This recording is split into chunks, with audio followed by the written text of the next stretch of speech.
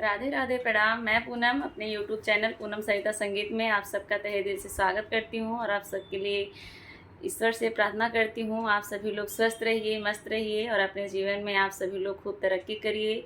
मैं आप लोगों के लिए आज बहुत सुंदर बेटी विवाह गीत लेके आई हूँ। आप लोग सुनिएगा और बताइएगा कैसा लगा। अगर चैनल पर नए हैं तो चैनल को सब्सक्राइब ज़रूर करिएगा और वीडियो को ज़्यादा से ज़्यादा शेयर करिएगा।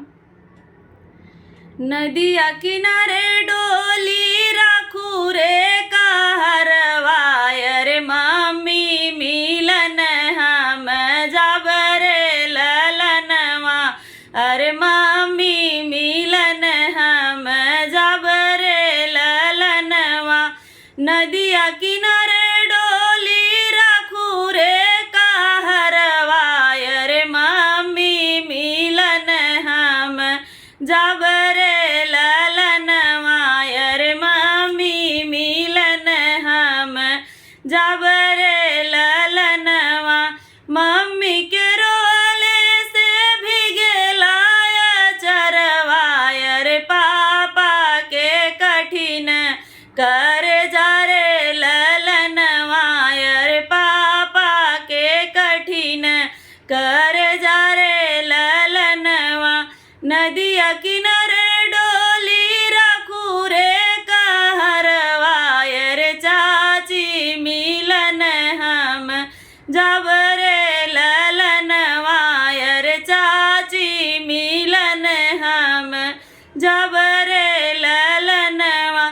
चाची के रोवले से भिगेला चरवा, रे चाचा के कठिन कर जा रे ललनवा, रे चाचा के कठिन कर जा रे ललनवा।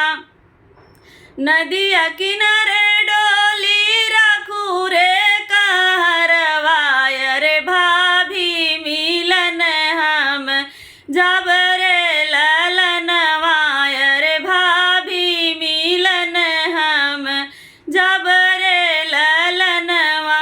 नदिया किनारे डोली राखू रे कहरवा, रे भाभी मिलन हम जाब रे ललनवा, रे भाभी मिलन हम जाब रे ललनवा।